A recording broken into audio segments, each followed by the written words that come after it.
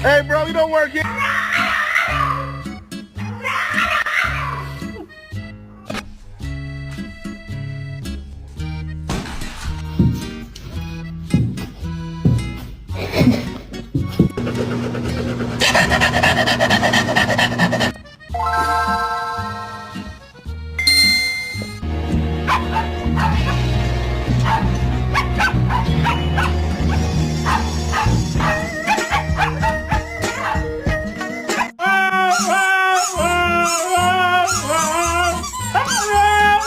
Siya, I love you.